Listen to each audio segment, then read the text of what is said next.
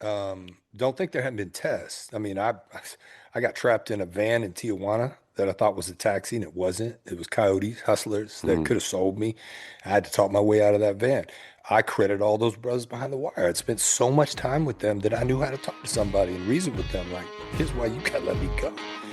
Welcome to the Small Business Safari, where I help guide you to avoid those traps, pitfalls, and dangers that lurk when navigating the wild world of small business ownership. I'll share those gold nuggets of information and invite guests to help accelerate your ascent to that mountaintop of success. It's a jungle out there, and I want to help you traverse through the levels of owning your own business that can get you bogged down and distract you from hitting your own personal and professional goals. So strap in, adventure team, and let's take a ride through the safari and get you to the mountaintop.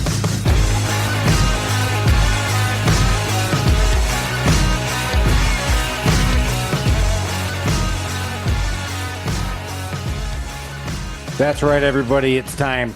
Roll up those windows. Get that drive on. Keep your eyes on the road, though, man. Don't be looking down and trying to figure out how to fast forward through the podcast. Don't be figuring out other stuff. Are you talking to yourself? Don't be trying to multitask. Look at Instagram, Facebook, and You listen to are our talking to podcast. yourself. Do not put your knee on the wheel and then lean over and start writing on the other side of the door while you're doing all of that too.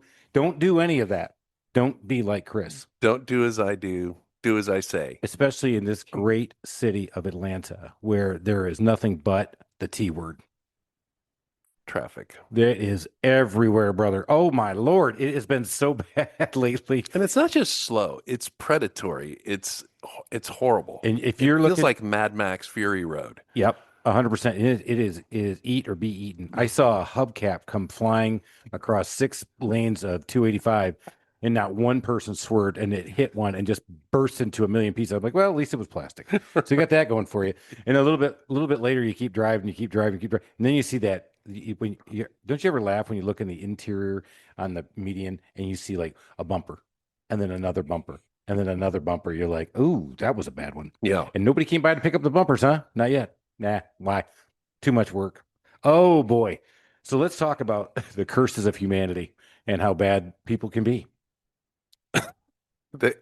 I don't like how you're doing this one. No, I could just tell you right now. I knew that. Well, you know, Because that's the worst I've ever been in is traffic court. Literally, the worst thing I've ever been in my life when it comes to the prison system is traffic court. I'd say you consider yourself lucky, huh, Chris? I consider myself very lucky that I've never had to see the inside of a real courtroom in a real setting, other than being a juror. And I definitely have not been inside a prison, even though I did grow up in a prison city in Michigan, Jackson. We were the prison city, and every time we'd show up, everybody like, "Oh, it's those guys from the prison city." So you had a reputation that you didn't deserve. I know. I tried to live up to it, though, brother. I tried. I mean, if you watched me play basketball, it was a full contact sport for me, man. So, but today we've got somebody that Alan and I are really excited to have a chance to interview and talk with you guys. It's a little bit different than what we normally talk about, but it is going to tie back into business lessons. But we're going to get a whole lot of life lessons and about how giving back and making things right with people is going to be fun. Yeah, you know, normally how we kind of have fun with the fact that all of our guests are better looking, they have better hair, they've made better decisions, they make more money. And then once in a while, we feel extra bad because you take all those things, the hair, the money, the decisions, and then they give back to their community a little bit in one way or another, or their book was a bestseller. And today we've got all of that. Plus, I mean, there's just a nobility to what this guy has done that I'm thankful there's people like him on this planet. I couldn't do what he's doing.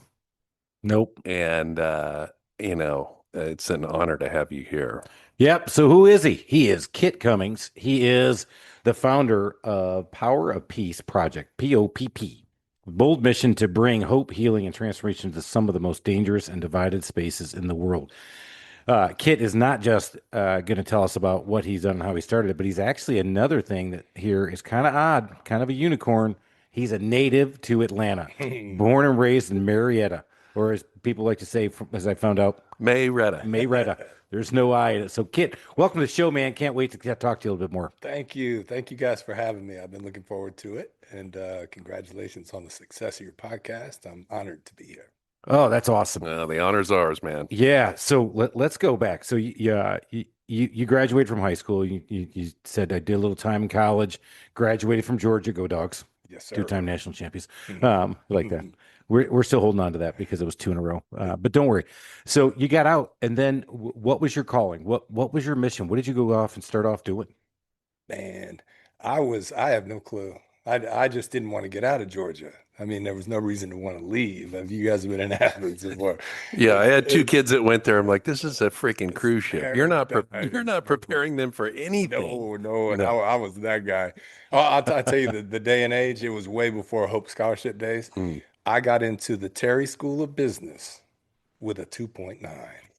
And that is a fact. It was like my son had to go to Georgia State first. He had a 4 point something. I didn't know there was over four. Right. Now you got all these freaking kids, brilliant. But anyway, he had to take a minute just because of the hope. So I was back in those days when Georgia, but I still got that diploma and it's still, it's Georgia, Yeah. But back in the day we got hated on. But anyway, no, I mean, I took my time going through Athens and I got out and got into the music business, I mean, just because I had a friend whose dad was like a big wig in those days. And so I was like in rock and roll for a minute. And then I just had a huge change in my life. I always tell people, they say, well, like, what's your story? I'm the wildest guy ever to become a preacher. So it's like nobody saw that coming. Nobody saw me coming up like that young man's cut out for ministry. I was the other guy and just wild. I mean, I come from it honest, my family line. This is what it is, thirsty. And and just went through a lot of drama growing up. I was a good athlete, and so that and popular, school came pretty easy for me. I was a good part of town, but I still found trouble, just a knucklehead. And so, by the time I got out of college, I was ready to roll. But at 25, I just was out of gas. And so that's when I had my first major kind of life-changing moment. So let's talk about that life-changing moment. Not what it was, but the trigger, and then what set you on that path to become a minister, and how did you even know how to become a minister? I You mean, don't want to know what the life-changing moment was? I mean, come on. You all did a right, dramatic pause. That's where you go to commercial all right, and all then right. you come back. Well, I'm not sure I'm ready because he's already hit me with, you can ask me anything, even the worst thing I've ever done. I said, I'm not really sure I'm ready for that yet, man, because I know where you've been preaching and I know what you've seen. And I'm like, oh my God, I'm You worried. can't handle the truth. I can't handle it. You're right. I'm weak. All right, go ahead. Hit me. What happened? No, it was just out of gas, man. I mean, the drinking, the drugs, just the crazy living had caught up with me. And I was trying to quit. And, as a young man. And I was a couple months in, trying to get sober and I met a guy who changed my life. I was playing basketball, which is one of my things, and one of the guys on the court, he just had a shine about him. He was different. And he wasn't religious. He was just different to the point where I was like, I went to him after, one of the games and I said, what is your deal, man? He's like, what's up? And I said, what do you do? He said, I'm a minister. And I was like, I never seen one like you, but I'd never been in many churches. I wasn't that guy. And I started hanging out with him and it just changed me. And he put me on a stage just at a regular worship service, not like I was paid to be there or anything. And he gave me a part. And I got up, and it was a pretty large audience, and something happened inside of me. Something turned on, and I was like, man, I don't know what that was, but I want to do that again. And everybody in the audience was like, I'd like for him to do that again. And so it was just a magical moment. And that was 1990. You'd never done any public speaking before that? Nope, I didn't even like it. I mean, I didn't. Like everybody, it's like one of the second greatest fears, or is Yeah. it the first? It's ahead of dying, I think. You know what I'm saying? Right. And I was like everybody else, but I don't know. Magic happened. And I sat down and said, man, I want to do this. And one thing led to another. And I did that the way that I did everything else in my life, good, bad, whatever. I got one speed and it's all out. So I'm either trying to save the world or tear it up. It's one or the other. And so I went that way. And it turned out I had a gift and I didn't know I had it. It was hiding and it came out. And then I rode that ride for 15 years and led some large churches. By the time I was in my mid 30s, I was co-leading a church of about 5,000 people. It was heavy. And then that kind of led me toward the next dramatic change. Pause. Pause. Commercial.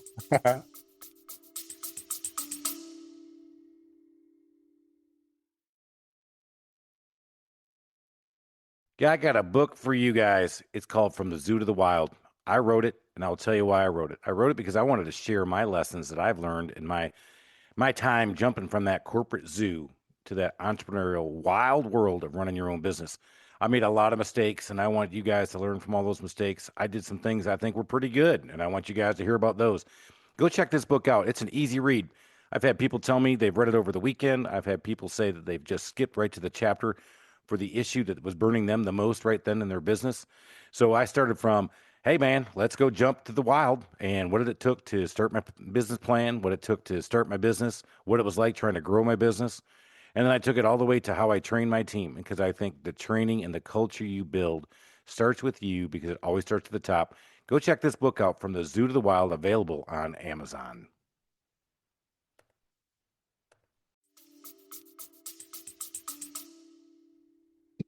Commercial time. No, I got to go back. So I think one of the things that's very common, and we've heard this quite a bit, is that sometimes we talk to people who've started their own business and they didn't pick their business intentionally. The business picked them, whether it be a mentor that said, no, you just need to go do this, or hey, you're laid off now, you better go find something. And they found something through franchising. And in your case, you saw somebody who was different, and you saw enough in that person to actually reach out to him, and he saw enough in you to help mentor people, and he gave back. True. He actually gave back and said, look, follow this and see if this is going to be your way. And by the way, I'm gonna put you up there and make it happen. And next thing you know, it happened. The spark happened. So I think that's a great lesson for a lot of us, is that when you get to these positions where we're doing the podcast, why are we doing it? And we talked about this to people. And I'm like, I wish I would have had this when I started my business, because I didn't know who to talk to. Yeah. I was trying to network, quote unquote, but what if I would have had this podcast and I would have been able to drive around and just listen to a few things, go, oh man, don't make that stupid mistake. Well, it's interesting. He had to take the step though. He had to take the step. He saw something in this guy and he went and asked him what his deal was. And then the guy ends up giving him an opportunity to be on stage. And instead of saying no, he said, I'll do it. So you have to have the guts to just take that leap, ask the right questions. So there's a little something in you that, is pushing you in the right direction. It's a common theme. I'm glad you said that, because I'm a yes guy. I mean, to a fault.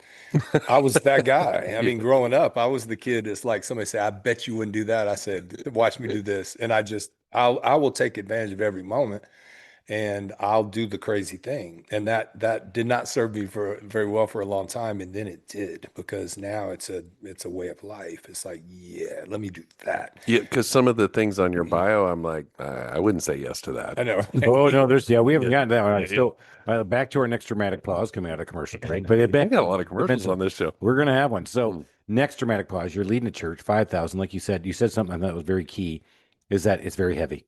Yeah. The weight of the flock is on you, right? And then being able having to do all the things you had to do, plus be that great preacher and be somebody that people looked up to and wanted to come here. But it gets heavy. It does. You live in a fishbowl where everywhere you go, it's like they're watching. You know what I'm saying? You're on stage. A reputation, perhaps you can't live up to. Preachers are put on a pedestal, and just people, Yeah. flawed, Right. broken people. In this particular preacher, a wounded healer, right? I mean, because I'm the guy that was broken and then came to faith. I didn't grow up that way.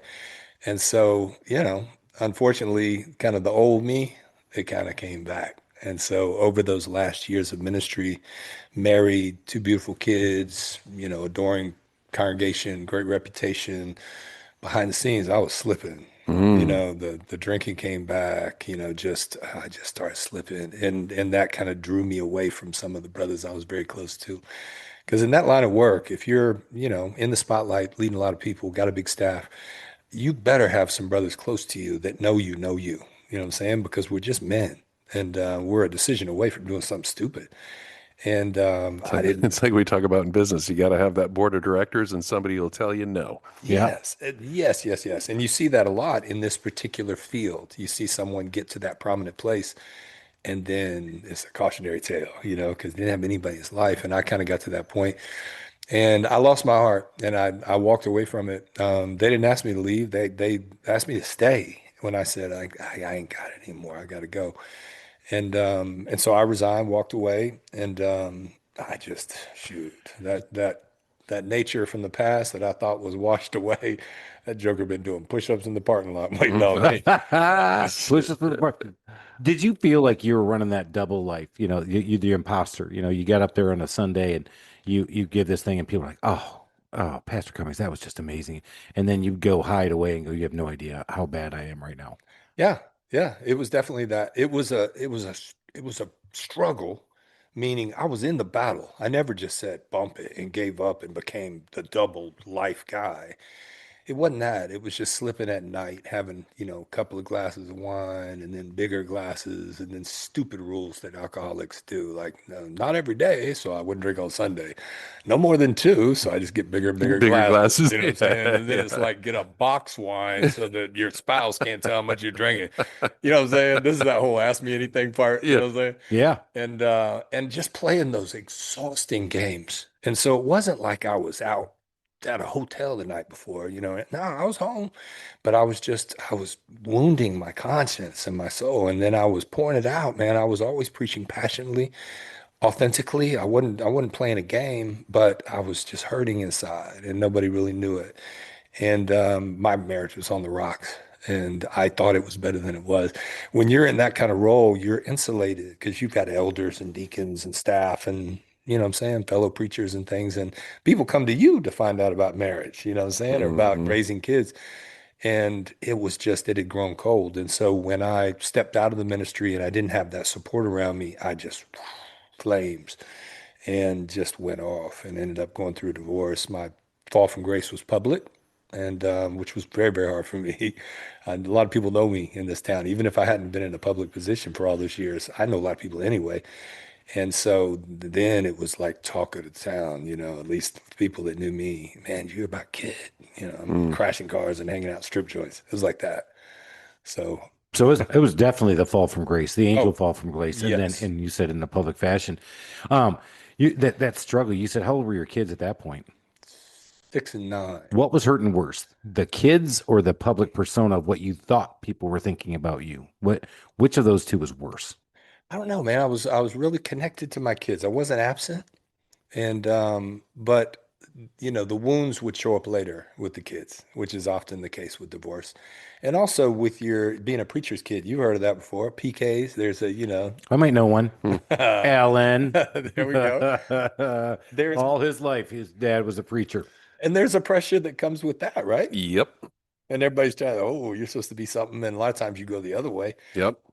So anyway, I think that's probably the answer to that question. But luckily, it was a year. It was 2004, and it was a reckless year, man. I mean, I shook my fist at God, and I cursed him, and I said, I don't want nothing to do with you anymore. If this is what I get after all this, and I was mad at everybody but me. But really, I was mad at me. But I swore him off, and I said, leave me alone. And I went on a run, and I mean, I'm talking about dark, reckless, like serial drunk driver, just out there on the streets. I mean, hurting so bad and just trying to stop the pain. I'm really getting to the point where I don't know if I even want to be here anymore, like that. After I had had it all, I mean, what do you do when you realize your dreams, what I'm saying? And you're doing what you were put on. I knew I was doing what I was born to do, and I squandered it. And so I think all that shame just caved in on me, and I just tried to numb it. And I got to the point where I was just hopeless. And When you look back, and I know obviously the story's got another arc oh, to it's it. coming. Yeah, yeah. You hit bottom and bounced up, but if you could go back and talk to yourself when you were in that position, could you have talked yourself out of this before you? I mean, what could you have done differently, Wow. or did you need to go through this to get to where you are now? Gosh, I mean, great question because if I went back and had that talk with myself and it's like just be honest too. Just be real. When you're hurting, find somebody, talk to somebody, go get the help you need, whatever it is. But then my story wouldn't be what it is. I mean, if you don't go through what you got to go through, there's no way I'm doing what I'm doing today, which I can't. I love it so much I'll die for it. Like you got to kill me to stop me from doing what I'm doing. There is no plan B. There's no way to get me there without all the drama. That makes sense? Yeah. It does. Yeah. I think that's another great business lesson for a lot of us. Where do you learn the most? Oh, Your failures. Yeah. We know We've that. learned a lot. We are so smart. You know what? The reason we started this podcast, Alan, because guys, we are the smartest. Listen, you've listened, you go back and listen to some of these podcasts. I have failed spectacularly in many different ways, and Alan has as well, and he knows that. But failing like you did there, and I asked that question, the public pressure or the kids, and you kind of didn't answer, but it sounds like it was you. The biggest part was it was all pressure, and that's That's one of true. the things I know you do a lot of coaching with kids, but you remember that from sports, and that is pressure comes from within, That's true. not from outside. You let outside pressure, but you all internalize it and becomes your pressure. And you got to be able to release that, get that out there so you can do your thing. So that pressure pushed you into this.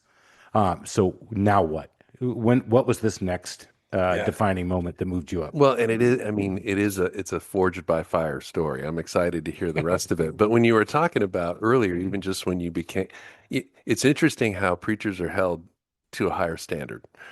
And you came from kind of a wild youth. And yet, if you didn't have that wild youth, you wouldn't be able to connect with people that you're preaching to. So true. And they know that piece. And so they respect you for it, but now they're holding you to this higher standard. It's kind of an interesting, Yeah. it's an interesting lens. So, And I think I was already set up for that. The adult child of an alcoholic already feels uncomfortable in their own skin, hmm. already has that imposter syndrome going on. It's like if people only knew. I mean, that was way before I ever got to the stage. I had that going on. So then I just confirmed it all, when I fell. It's like, all right. And so, all right, well, what do I'm gonna do now? All right. And so, So you crashed. yeah, literally. So Oh, I'm in a club and I got to the point where I don't care if anybody recognizes me anymore. And yeah, I'm down certain part of Atlanta and I'm picturing Bad Santa.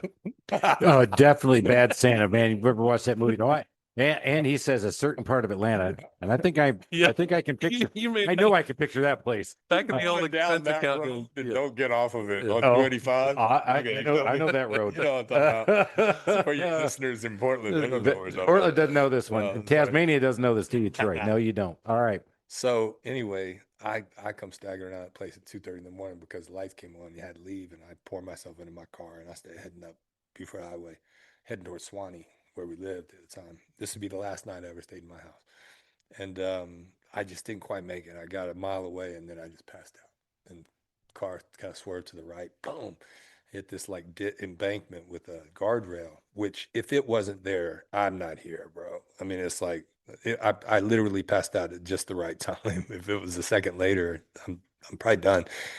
And so I'm busted up a little bit, and I'm on the road. It's 2, 3 o'clock in the morning, and I'm confused. And a cop car pulls up, and I'm like, oh, I don't remember it much. And well, takes my license, and then he does this. I've never heard of this before.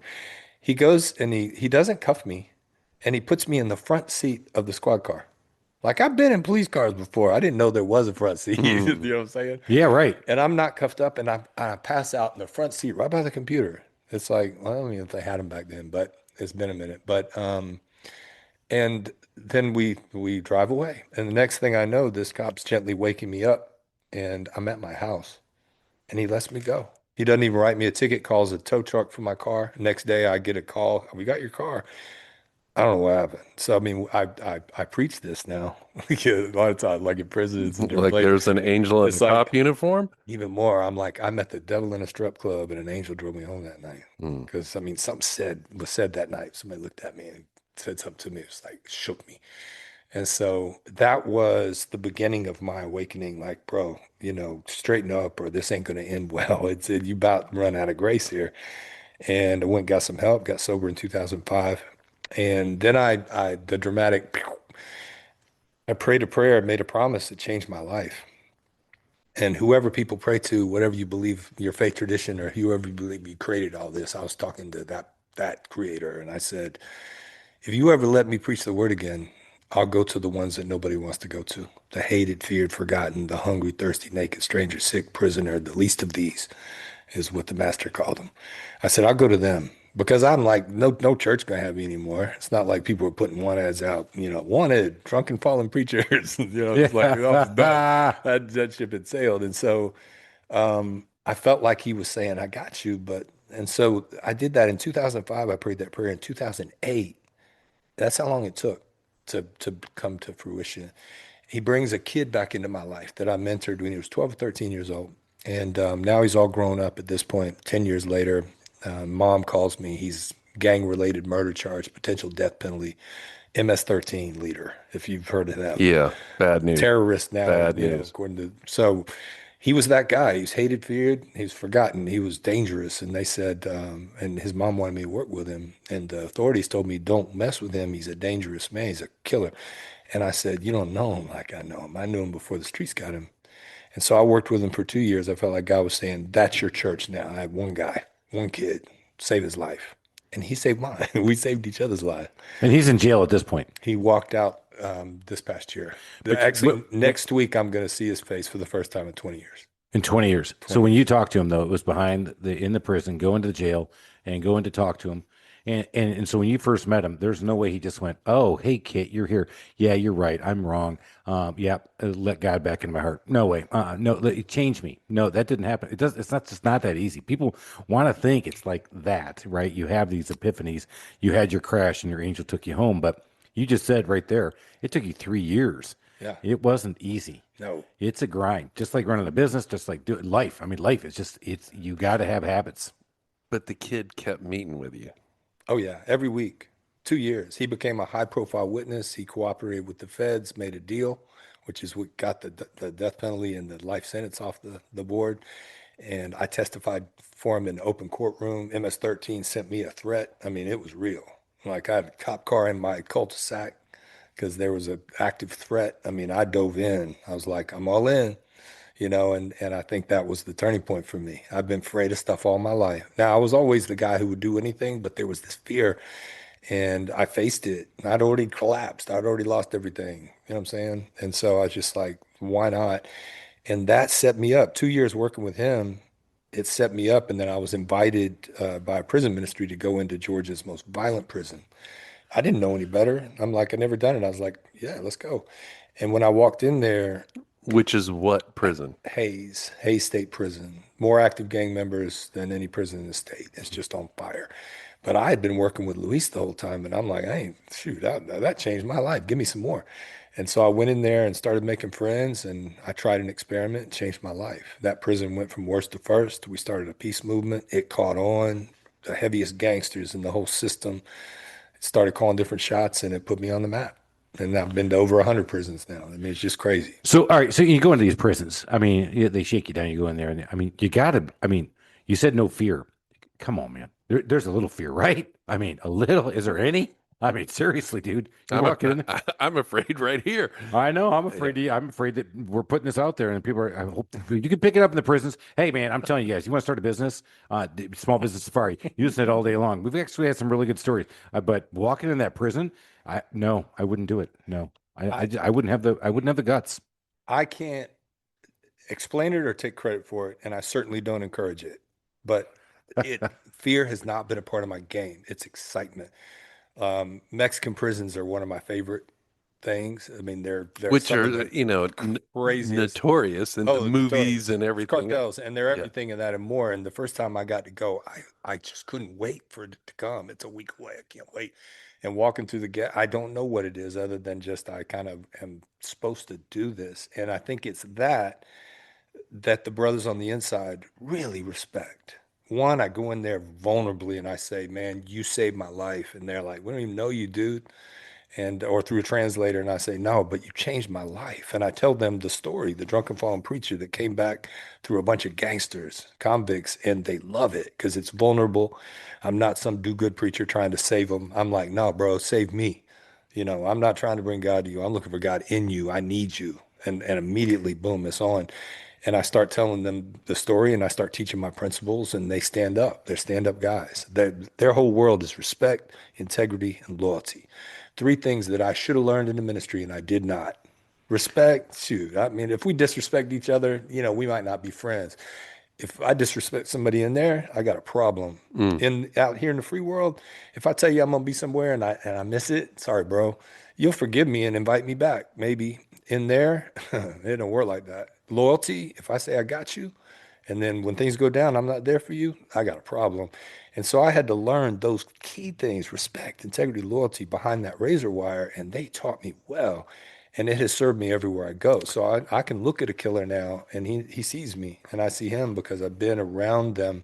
And I don't say killer like, I mean, there's so many brothers in there that are more noblemen than me, honorable, honest, faithful, righteous. I mean that. I'm not saying it. But there's a code behind that wire that they taught me that has made me a better man. And that's why I can't quit, you know. Go, Helen. Wow. I mean, there's just All so right, let's much go to back. unpack. Let's go back. You said his name, Luis. What was it that he did for you in those 3 years? He needed me. And you needed to be needed. You need to be able to preach, be able Something to like that. be able to talk to somebody one to one and feel needed I again. needed a purpose. You know what I'm Yeah. saying? I needed to be needed. I needed to be the guy. I told God, I ain't gonna talk to you anymore. I ain't gonna read your book. I'm not gonna go see your people. And all of a sudden I'm in front of Luis and I'm like studying the Bible with him and praying with him and I'm trying to help him. He's teaching me everything about the gang life that civilians don't get to know. And so he educated me. I needed that. I educated him. I told him, but it was cathartic. And every time I would go into a prison, and today, every time I do it, it's cathartic, bro. It's like all the shame that has been inside of me is just released because I can talk to these men about stuff I can't talk about on this podcast. And I certainly can't talk about from a pulpit. Hmm. But Sure. I shared my deepest, darkest, and they laughed and they cheered. It's like, oh, bro, because they had never seen a preacher like me. Right. He's like, he's messed up. You know what I'm saying? And I became a made man, and now I'm a protected man. So I don't got to be afraid in there anymore. I'm very protected. For sure. Now, yeah, now. I mean, that's what I mean. Now, brother. I'm still not walking in there with you. Well, actually, if you invite me, I will It would because change your life. yeah, I will. I will with you only because you, man, this has been very powerful. You get what's going down if you're listening to this because you can translate back to your life all over the place. Some of the worst people in your life, if you really dial it down, where you think they are, respect, loyalty, and there was respect, loyalty, and Integrity. integrity. You know what? And you think about that. He said behind the wire, there's more of that than there might be outside. And I'm like, after all those years in corporate America, Yeah, yeah, that's 100%. a big fuck yeah. Yeah, yeah. Oh, we can go there. Yeah, oh yeah, that's Okay. three of them right there, man. I'm like, no, no, and no. I'm like, oh my God. They're like, oh for three. And I went, oh, but you even said it. Oh, you're late. Okay. That's okay. Hey, well, you did me dirty on that one. Okay, well, we'll give you over on that one. But I see it now. Now it's like, nah, no, you've Consequences. got to have those rules, and those rules get really hard when you're in a place where it's unfortunate. And you're tested. Don't think there haven't been tests. I mean, I got trapped in a van in Tijuana that I thought was a taxi, and it wasn't. It was coyotes, hustlers that Mhm. could have sold me. I had to talk my way out of that van. I credit all those brothers behind the wire. I'd spent so much time with them that I knew how to talk to somebody and reason with them. Like, here's why you gotta let me go. I mean, they served me. You know, I mean, there's been time. I mean, there have been threats. You know, tell the white boy to watch his back. That went out through out Hayes, and I knew I was in trouble. I messed with somebody's money or something, and the brothers rose up, and it taught me so many things. It's like face your fear, walk back in. You know what I'm saying? You got to, because what are you gonna do if you don't walk back in? Then who are you? I promised them, I promised him, I promised myself, I ain't gonna quit this. The first thing in my life I've never quit, beside my second marriage, and I'm in love with my wife. But do you see how it all goes back to them? Their code. And so now Yeah. don't get it twisted. I always have to say this because there are beautiful, beautiful people listening to this show that are probably really struggling with me right now because I'm serving those who have done horrible things that can never be taken back. And to them, I say, God bless you. I get it. But every man that I can change in there maybe doesn't get out and come and hurt your daughter or come to your neighborhood. Right. You know what I'm saying? So it is public safety, but I have to say it gently because I'm working with some very tough people. You said Hayes went from worst to first. What did that mean? It was, daily stabbings. I mean, weekly violence, riots, craziness, like just like on fire. And I think that, again, God put me in the right place at the right time. There's 12 of us. I was working with these dudes. It was like a faith program, but they all were connected, Crips, Bloods, Gangster Were they the Disciples. leaders of those groups? They were high enough. I had a Okay. couple of heavy guys in there, Mm. and we just started dreaming. I was trying to recreate myself. I mean, I needed something new. And I'm like, what would it take to bring peace to this prison. And everybody laughed and said, this prison, they'll never have peace here. And I said, but if it was, what would we do? We started talking about King and Gandhi and Mandela and Malcolm and these great nonviolent peacemakers. And we started talking about them and how peace is more powerful than violence. And I would challenge them. I say, like, you got two gang leaders. One of them can order a crew to go and wet a guy up. The other one has so much power he can say there ain't gonna be no violence right now for 40 days in a row. It's off. Which one has more power? And the brothers would have to go, the dude that can bring the peace. So which is more powerful, peace? Well, how Mm. about if I give you a new kind of power? What if I help give you a way to stand down without losing respect? And I mean, that's respect's everything. They'll die for it. They'll kill for it.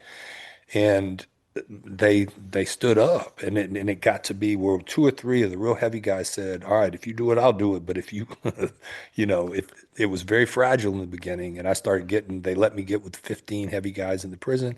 We started negotiating peace before things would happen. I mean, here's what my meetings look like. I mean, sitting there, all right, bro, how's it going? We're in a small chapel, no keys in the room, no officers. I don't know why they did that, but they did. And these are rivals, bro.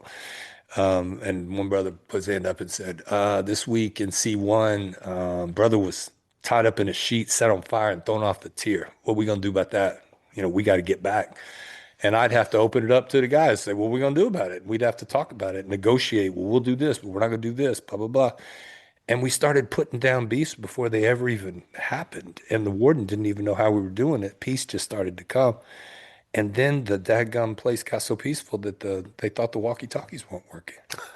And the brothers started pouring out until we had this movement. And on Fridays, it was 100 guys in a room, and they're all gangsters. And man, it was cool that they were becoming the change. And then they won that award. And Michigan changed my life. Next place I went in Muskegon, Michigan, where there are That's not where I was, Jackson. three prisons right there together. Yeah. In 2 years, we did the program over and over. Over 1,000 guys went through it. Violence dropped 50% in 2 years. All right, so you started this movement. You did this. You're not going back to Hayes right now because you've been able to set that program, and so you've been going to other places, not only here in the U.S., but you've already mentioned Mexico. So how did you get that word out and you started to grow this thing? And oh, by the way, you still have to live and eat, and so are you making money doing this thing? I mean, not to go down to it, but at the end of the day, you still got to eat. Yeah. So is this a business? Is this? I mean, Yeah. how'd it go?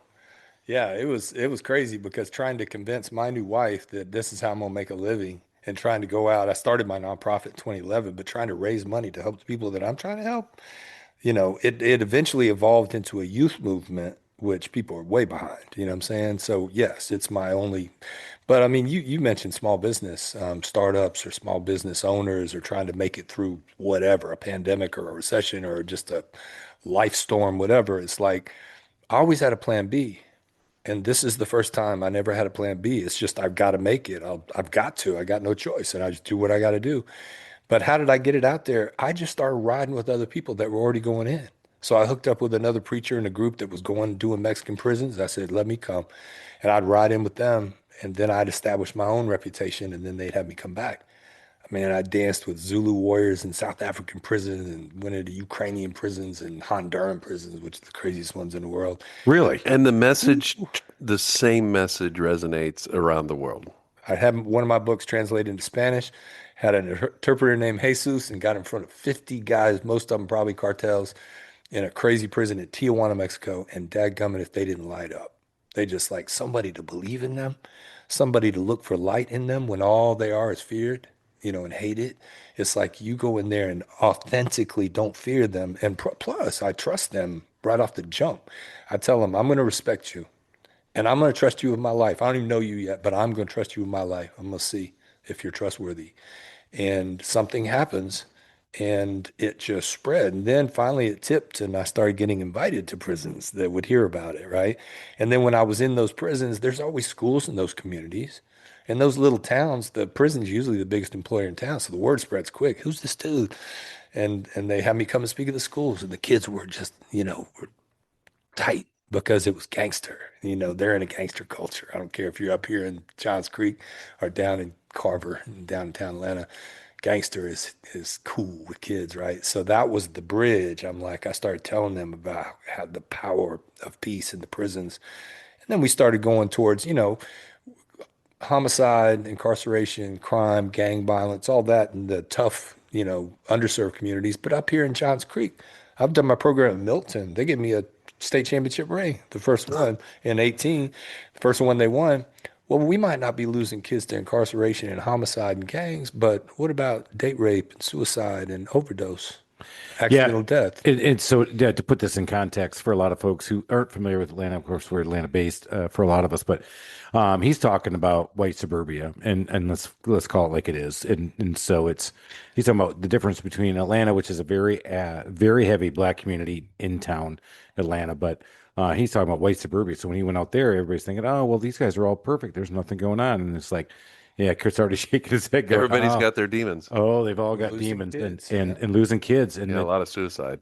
yeah, suicides and the drugs and the access to drugs that kids have across the board. So that's your ministry. You're doing juveniles. You're working with the.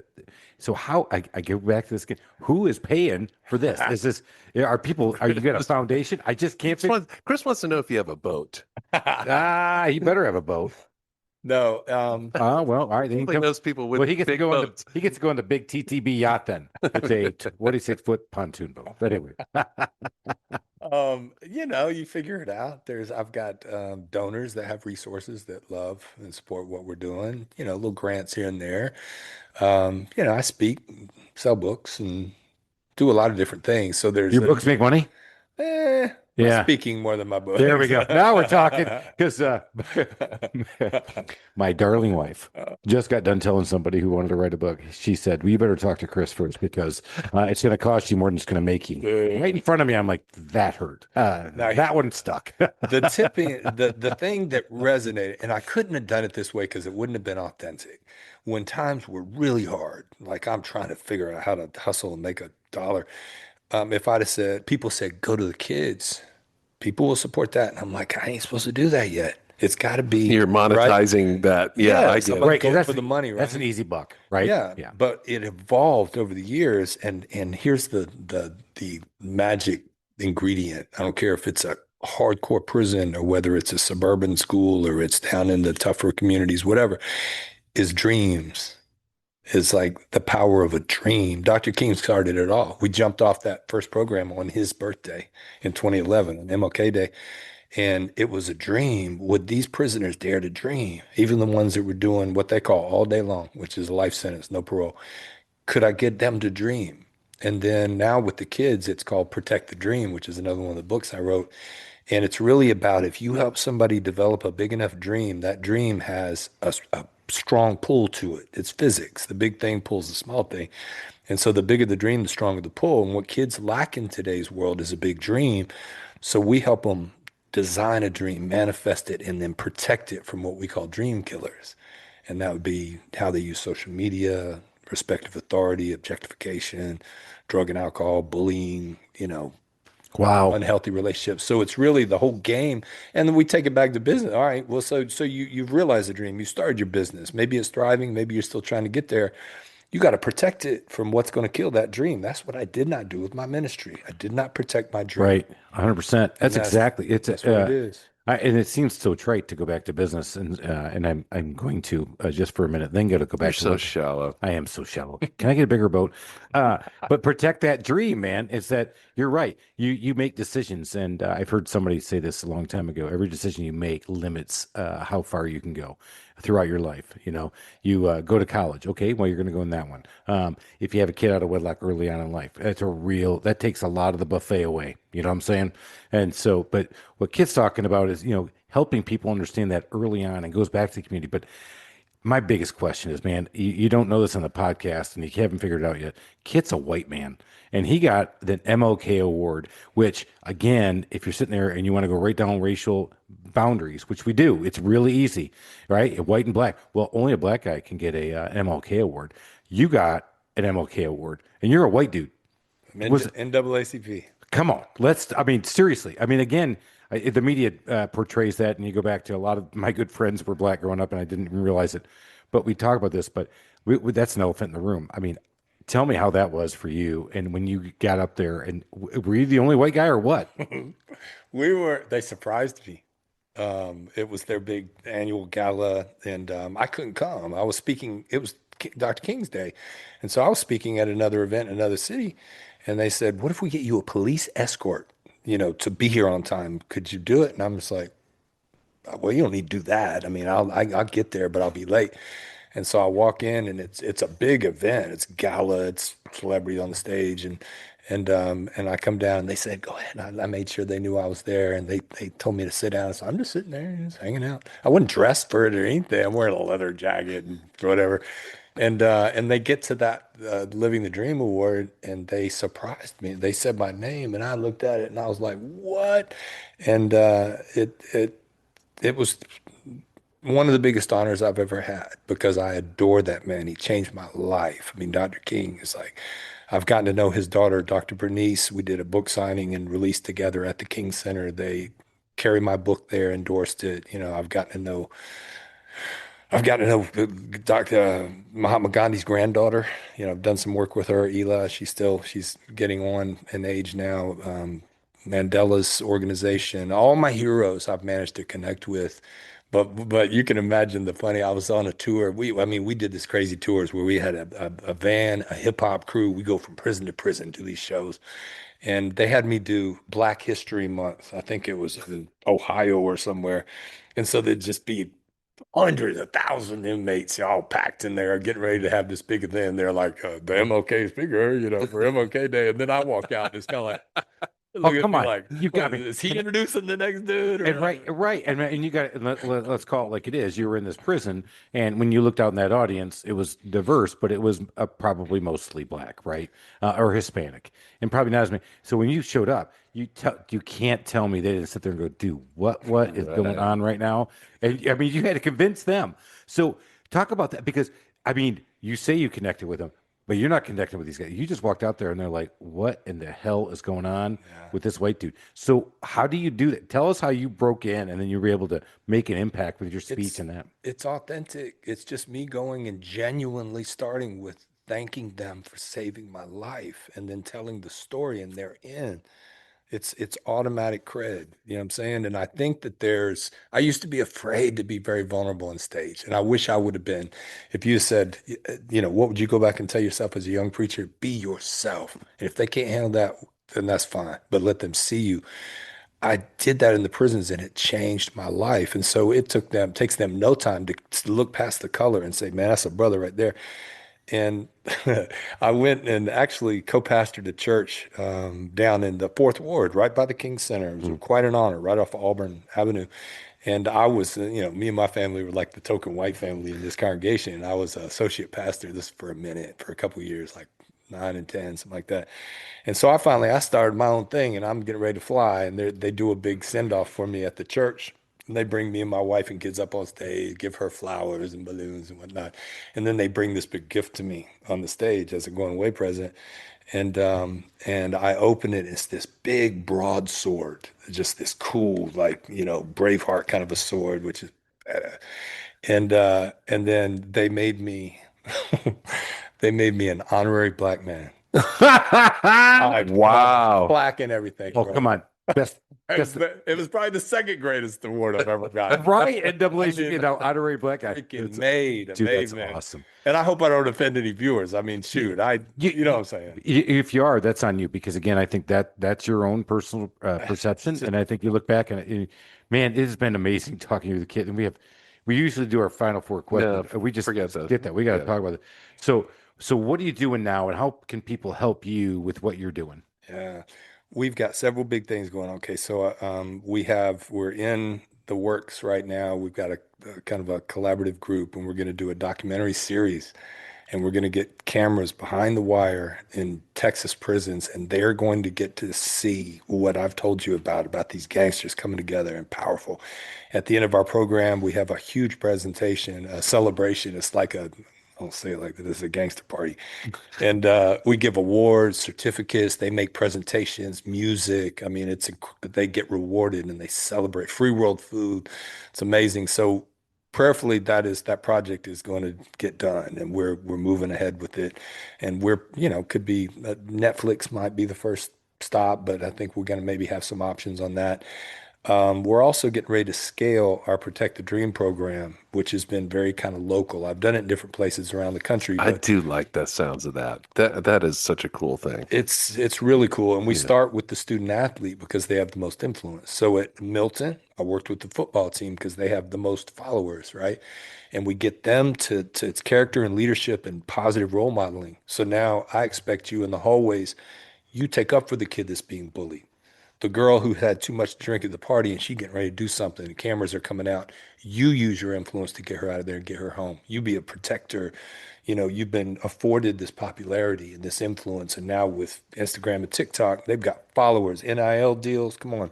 So now's the time to start getting the ones who have the influence to protect other people's dreams. So now when we do our program, getting ready to do it with McEachern football, at the end, when they graduate the program, we commission them as dream protectors in their hallways. Not just protect your own dream, protect ours, protect his. And so I'm excited about that. So we're ready to scale that, I believe. So people can definitely support that. I also have a program. I didn't forget about the churches. I'm a different kind of preacher now, but I've got another book called 40 Days of Prayer, and that's been on the road. I did Estonia and Romania a few months ago. I did Honduras a couple months ago, going to Cambodia in September. So that's kind of a fun thing we're doing. Um, so yeah, and it's kitcummings.com or powerofpeaceproject.com. Oh my gosh, you want to talk about and Alan? I know I speak for everybody. Alan was so jacked to have you come here because, and your story is amazing. And you don't want to hear it, but you got to hear it from a couple guys who've never seen the inside of a prisoner. Totally scared to go, but if you tell me I got to go, I will go with you, man, because you're right. After listening to you, brother, I can do whatever I can do to help. I want to help, and I just love what you're talking about. The protector of the dream, protector of this, and I'm helping people who people don't even want to talk about. Man, this has been amazing. You've learned something, and you've learned something a lot more about humanity and people trying to give back. This has been I would say, one of the best ones we've ever done, Alan. It's super powerful. I love it. Thank you. Hey, guys, if you learned something, shame on you. That's my Catholic guilt coming on you right now. Shame on you. No, you did learn something. Go out there, make it a big day. Get up there, make it up that mountaintop, protect that dream, and keep giving back. Let's go. Cheers, everybody. Thank you for listening to this episode of the Small Business Safari. Remember, your positive attitude will help you achieve that higher altitude you're looking for in the wild world of small business ownership. And until next time, make it a great day.